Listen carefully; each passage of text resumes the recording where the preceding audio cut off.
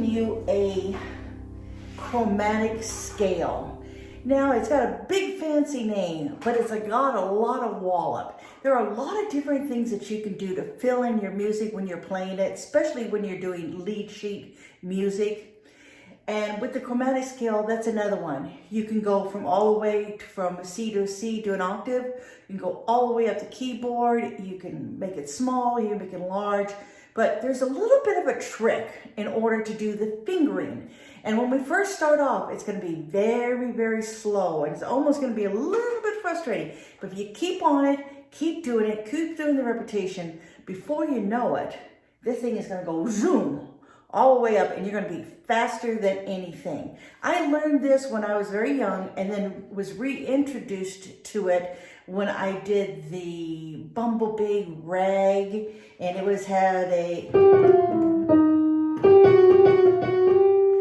and also Fairlease has that too. It's a lot of ups and downs with the black and white keys. So let me get to it right now and show you how to do it.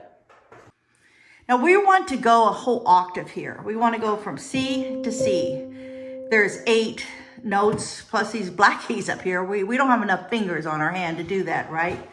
So I'm going to show you just from C to C. Now you can continue going all the way up, but we're just going to stop here at C with finger numbing, because once we do that, it just repeats itself all over again. So the whole point of what you should be doing is just go from here to practice.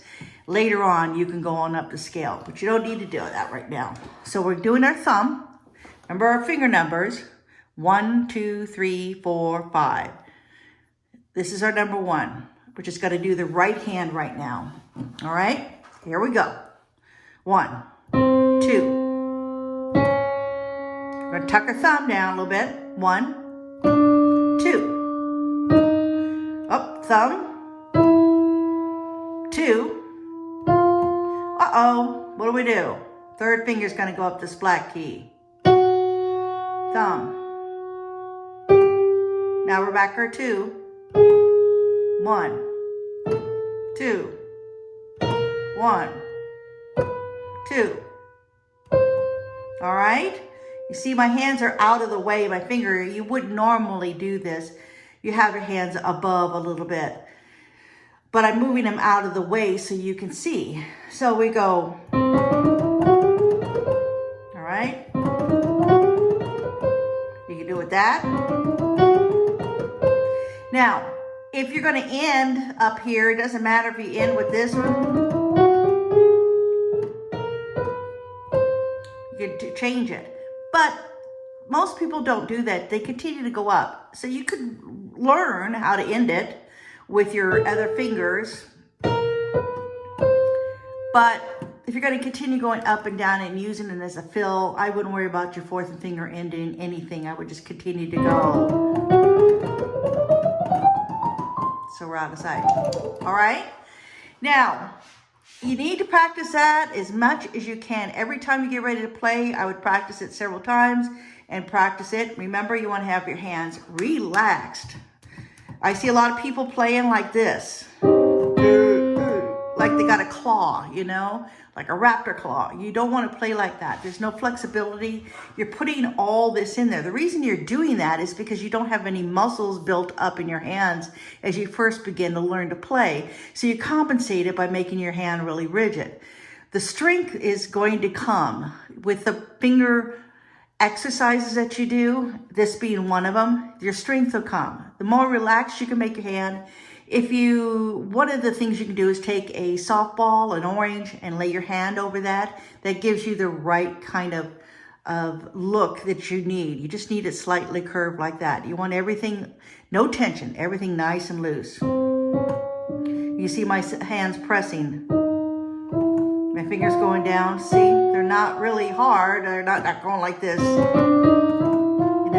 And it takes a little control. I understand that. So just relaxed. You don't have to even hit the keys very hard. Just really quiet. It all comes. It'll come on later, okay? So let's go over one more time. You can always rewind this video to go over step by step, but let's go over one more time.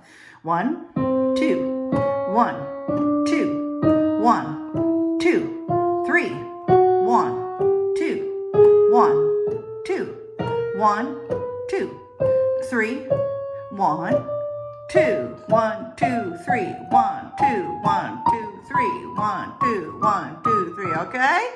All right, there's your chromatic scale. Now, I'm going to quit this video at this point. If you want the left-handed chromatic scale, there's all different ways to do it. You can go down. This is pretty much the same way, 1, 2, 3, 1, 2, 1, 2, but I'm going to devote a video on that because I'm also going to show you to go the other way. You can go the other way with your right hand, but it's not used that much. You will find